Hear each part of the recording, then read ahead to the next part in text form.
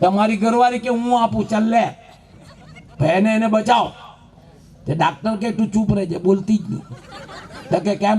પતિ પત્નીનું લોહી જિંદગીમાં મેચિંગ નહીં આવે, એના વંશ વારસમાંથી આપે તો ચાલે. મેં ડાક્ટરને કીધું તું બી મગજની નસ નહીં ખેંચતો, આ એકલી જ આવેલી છે, મારો પરિવાર અહીંયા નથી. એ કદાચ માનો કે લોહી હોદવા જાય તે પેલા એને કલાક સુધી રિક્ષા જ નહીં મળી તો તું લોહી આપવાનું? મને કે હું શું કામ આપું? નહીં આપે તો ચેક કર. નહીં, લોહી ચેક કરવાનો પૈસા મારા જાય, તા બાપનું જાય. એ ડોક્ટરે લોહી ચેક કર્યું. ડાક્ટર મને કહે કાકા પહેલો કેસ છે આ જિંદગીમાં. મેં કહું હું? જેમાં પતિ પત્નીનું લોહી મેચિંગ આવ્યું, બાકી આવે જ નહીં. મેં ડાક્ટરને કીધું તારો બાપ મેચિંગ આવે જ, 42 વર્ષથી મારું જ લોહી પીએ. લેવા જાય હાક ને લઈ આવે બંગડી. એ ડાક્ટર કે આવતીકાલે તારું ઓપરેશન. મેં કીધું સારું. મને કે એક્સરે પડાવો. તો પાડ્યો. હમણાં મારા આગળ એક કાકીને એક્સરે પાડવાનું હતું. તે કાકી બહાર આવી. તે કાકાને કહે તું બી અંદર ચાલ ની એક્સરે પડાવવા. એ કાકો કહે તારો એક્સરે પાડવાનો છે. કે આજુ દિન તો બધા ફોટા પડાવે ત્યાં હાથે જ પડાવ્યા ને, તો હવે એક્સરે બી તો હાથે જ પડાવવો પડે.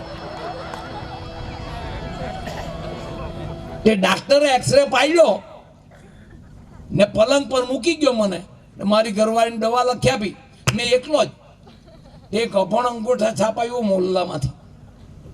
મને તો પૂછતો જ નથી તને કેમ છે, પણ એક્સરે જોઈને મને કહે તારો કેમ કે એક્સરે તે તને દોરાય નહીં દેખાઈ ગયા. તે મેં એવું કીધું નહીં, મારો બાપો ઉપર ગયેલો તેનું શું કહે. તો મને કે જોઉં કે સમજણ પડે? હું પડે જ ને એમ કે પટ્ટી તો જો ને એમાં હું ગવાઈ જવાનું. હારો ડાક્ટર નહીં હોય તે ટ્યુબલાઇટ ચાલુ કરીને આમ કરીને જોઈ ને મને કહે તારા તો 2 ફેફસા હરી ગયેલા છે.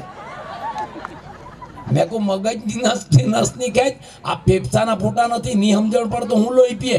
ફેફસાના ફોટા નથી, થાપાના છે, થાપાના. તે સવારે ઓપરેશન થિયેટરમાં ડાક્ટર આવ્યો હાર લઈને. મેં કહું સાહેબ તું તો મને ઓળખે નહીં કે હું હાસ્ય કલાકાર, તો હાર લઈને હું કેમ આવ્યો? મને કે કાકા મેં ભણી રહ્યા પછી પહેલું આ મુહૂર્તનું ઓપરેશન સક્સેસ થાય તો મેં પહેલ લેવા, નહીં તો તને પહેરાવી દેવા. મેં કહું આ વિકેટ પાડવાનો. તે ઊભી પટ્ટી વાળો પલંગ 9 વીકની જગ્યા આડી તો માર લીધી. તે ઊંધો ઉડાવ્યો પેટ નીચે ને સાલો ડાક્ટર પેચિયા પાના લઈને પલંગ નીચે ભરાયો. મેં કહું સાહેબ આ શું કરવાના? મને કે તું ચૂપ રે, ઓપરેશન તો આમ જ થાય. મેં કેમ? પેલા હું મોટર ગેરેજમાં કામ કરતો હતો, પછી ડાક્ટર બનેલો. હા હા હા, અમને તો એક આઈટમ એવી પટકાઈ જાય, ભગવાન બચાવે. હાસ્યની વાત નીકળી એટલે એકાદ બે વાત લઈ લઈએ આપણે. મજાની હસવું બી બહુ જરૂરી છે સાહેબ. હા હા, એક ફરમાઈશ છે કહી દેવા ભાઈની. મરઘી? અચ્છા, એક મરઘીને આ ભાઈની ફરમાઈશ પૂરી કરી દો. કારણ કે પછી શું છે, રાતે પછી ઊંઘ નહીં આવે. અમુકની અંતિમ ઈચ્છા હોય કે ભાઈ મારી આ ફરમાઈશ પૂરી કરતી. એની છેલ્લી ઈચ્છા હતી. સાંભળો, તમે અર્થો ઊંધો નહીં કરો યાર, મને માર ખવડાવો. એક મરઘીની પોલ્ટ્રી ફાર્મ વાળો દેવામાં આવી ગયો. એ ઘરે ફાંવો ખાવાની તૈયારીમાં, આમ બરાબર ફાંવો ખાવાની તૈયારીમાં, ને એને એમ થયું આ મરઘી ઈંડાની મૂકે ત્યારે હું મરું ને, એકલો હું લેવા મરું, એને બી લઈ જામ હાથે. આખી દુકાન તે ભેગી કરી પણ 15,000 મરઘી જીવ નહીં ચાલ્યો. આટલી બધી કઈ રીતે મારે? તે મરઘીને કે સાંભળો, તમે લોકો ઈંડા નથી મૂકતા, ઘડીએ ઘડીએ ખડકા પડ્યા કરે. એટલે હું દેવામાં આવી ગયો. હું ઘરે ભાવ ખાવાની તૈયારીમાં હતો. મને એમ થયું એકલો હું કેમ મરું? એ લોકોને હાથે નહીં લઈ જામ, એ ઈંડા નથી મૂકતા એટલે તો મારે મરવું પડે. એટલે હું ભાવ ખાવાની તૈયારીમાં હતો. પણ આટલી બધી મરઘી જોઈને મને દયા આવે. એટલે તમને એક વાત કરું, તમારે જીવતા રહેવું હોય ને મને દેવામાંથી બહાર કાઢવો હોય તો આવતીકાલથી એક મરઘીએ 2 ઈંડા હાથે મૂકવાના, ને જે મરઘી એક જ ઈંડું મૂકે એને ગરદનમાંથી કાપી નાખા ચપ્પુ લઈને. હવે બીજે દાડે ભાઈ મારતા કે ભૂતળા બી બીએ, તે બધી મરઘીઓ 2 ઈંડા મૂક્યા. પણ એક મરઘી એક જ ઈંડું મૂક્યું. એ ચપ્પુ લઈને ગયો, કેમ એક જ ઈંડું કેમ મૂક્યું? કાલે મીટિંગમાં હાજર નહીં હતી ને, મારી વાત નહીં સાંભળેલી હું સાંભળેલી કે તમે લોકો ઈંડા નથી મૂકતા. હું ડેવામાં આવી ગયો, ઘરે ફાવો ખાવાની તૈયારીમાં હતો. આવતીકાલથી એક એક મરઘી બબે ઈંડા હાથે મૂકજો, મને ડેવામાંથી બહાર કાઢવું હોય તો, ને તમારે જીવતા રહેવું હોય તો, નહીં તો ચપ્પુ લઈને ગરદનમાંથી કાપી નાખા. તો એક જ ઈંડું કેમ મૂક્યું? પેલી મરઘી કે ચૂપચાપ લઈ લે, આ મૂક્યું તે હો. ઈંડા મૂકવાનો મારો વિષય નથી, આ તો માર થાકી મૂક્યું, આ તો હું તો મરઘો છું.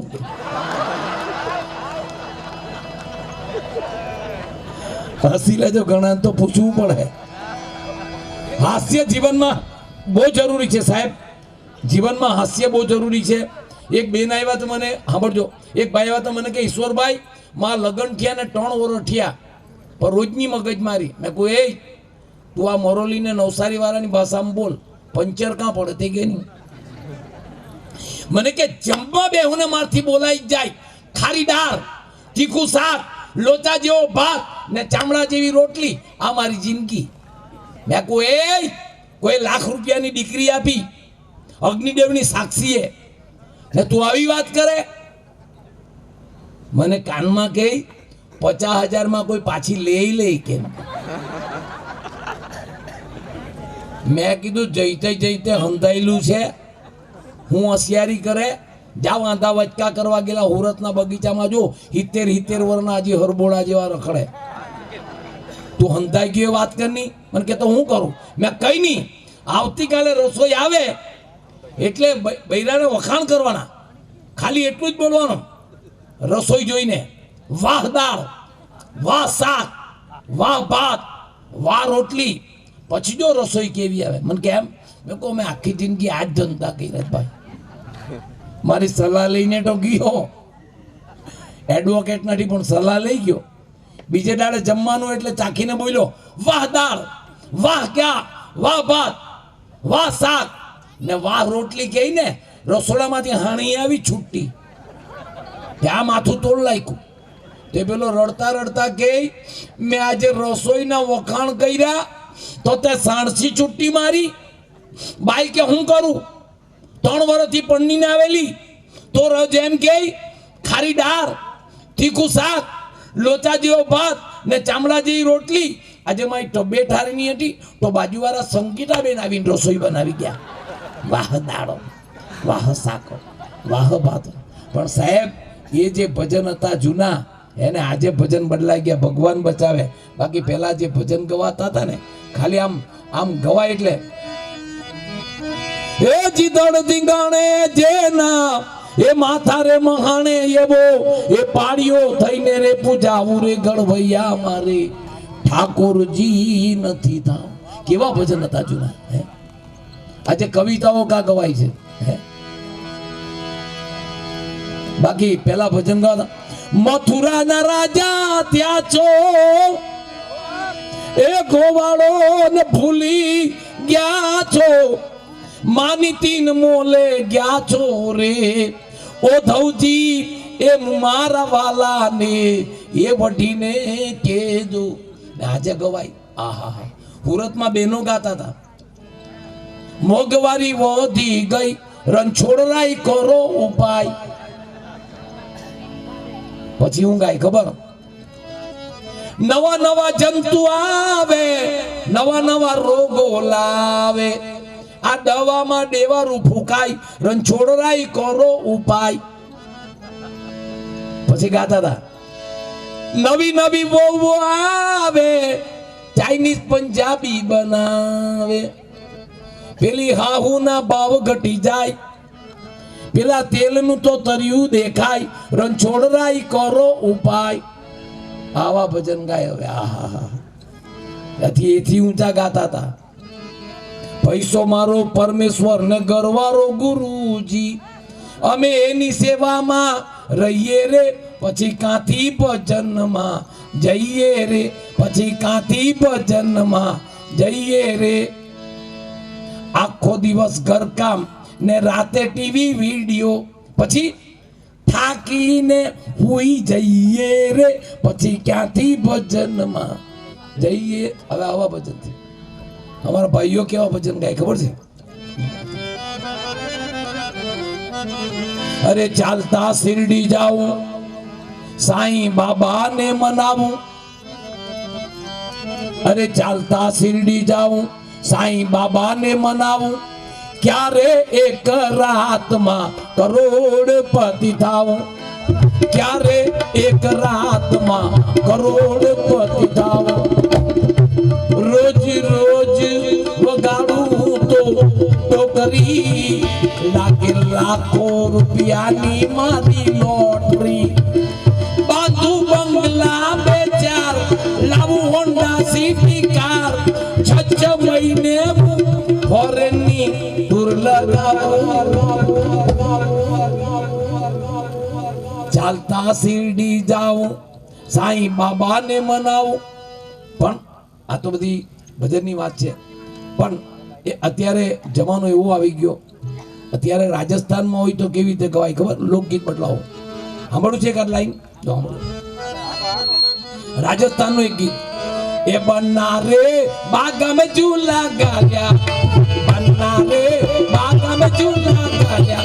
મારી હિવલે મારી જીવલે મારી મંડળેરી કોયલ બોલે લાજે બવરસા. એ મારી હિવલે કોયલ બોલે લાજે બવરસા.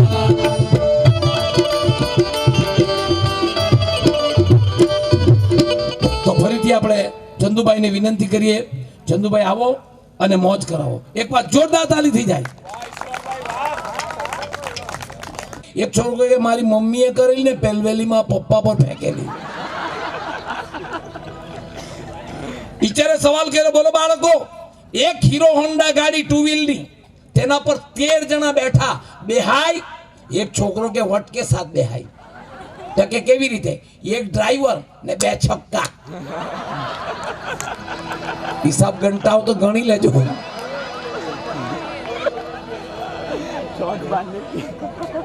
ગણા તો કાલે ગણે, અમુક અમુક તો આમાં આમ કરે. સાંભળજો સાહેબ, પછી વાત કરું. હા, હાસ્ય આપણા જીવનમાંથી જ નીકળે, એમ હાસ્ય. સ્કૂલમાં ટીચરે સવાલ કર્યો, બોલો બાળકો, આપણું આખું મકાન કાચનું હોય તો? એક છોકરો કે ટીચર, આપણું આખું મકાન કાચનું હોય ને તો પછી આપણે ઘરમાં કપડાં બદલવા હોય તો અંધારું કરવું પડે. ટીચર કે 2 ઈંડા હું અહીંયા મૂકું ને 2 ઈંડા અહીંયા મૂકું, કેટલા થાય? એક છોકરો કે ટીચર, મરઘીનું કામ તમે શું લેવા કરે? એને મૂકવા દેવ નહીં ને. અમારા હુરતની વાત કરું, હજી ગામડામાં સંસ્કાર છે, ગામડામાં તો સંસ્કાર છે. હમણાં સ્કૂલમાં ટીચરે સવાલ પૂછ્યો, એક છોકરાને ઉભો કરીને, બોલ તને કઈ કલા પસંદ છે? સાલો હું કે ખબર?